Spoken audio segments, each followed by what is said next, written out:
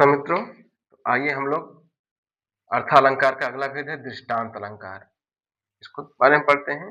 परिभाषा: जहाँ पर उपमेय और उपमान के साधारण धर्म में भिन्नता होते हुए भी बिंब प्रतिबिंब भाव हो, वहां पर दृष्टांत अलंकार होता है। इसको पहचानने का एक तरीका और होता है, जहाँ पर बिंब और प्रतिबिंब भाव हो, वहां पर दृष्टांत अलंकार होता है। तो बिंब और प्रतिबिंब भाव क्या होता है? संसार में दर्पण अर्थात शीशा आदि में दिखाई देने वाली छाया जो होती, परछाई जो होता है, रूप होता है, उसको क्या है? प्रतिबिंब कहा जाता है।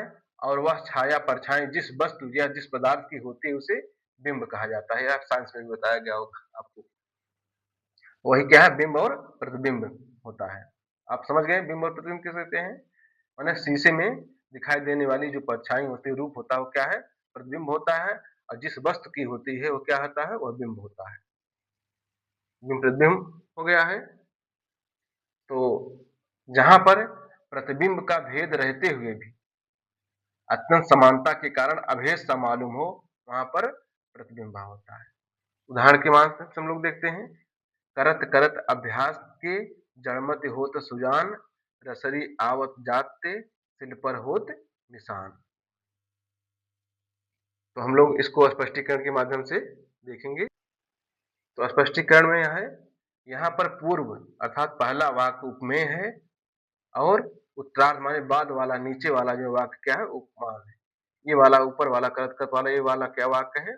उपमेय है। और ये वाला उपमान है। तो ऊपर परिभाषा बताया गया था, जहां पर उपमेय और उपमान के साधारण में भिन्नता होती है, बिंब प्रतिबिंब भाव माने एक दूसरे का मिलता जुलता। यहाँ पर क्या है? करत करत अभ्यास के और रसरी आवत जाते, ये दोनों में क्या है? देखिए, करत करत अभ्यास के और रसरी आवत जाते एक दूसरे से क्या है? बिंब प्रतिबिंब भाव मिलजुल रहे हैं। तथा होत सुजान होत निशान में बिंब प्रतिबिंब भाव है, अतः यहाँ पर दृष्टांत अलंकार है। देखिए, होत सुजान होत निशान ये दोनों मिल रहे हैं। और करत करत अभ्यास आहसी आवत जात, ये दोनों क्या है? दोनों में बिंब प्रतिबिंब भाव है। इसलिए इसको पहचानने का सबसे सरल तरीका है, अगर कहा जाए कहीं पर जहाँ पर बिंब और प्रतिबिंब भाव, वहां पर दृष्टांत अलंकार होता है। इससे आप बोर्ड परीक्षा में भी पकड़ सकते हैं। तो धन्यवाद। अगर यह जानकारी आपको अच्छी लगी हो तो वीडियो को लाइक करके चैनल को सब्सक्राइब कर दीजिए।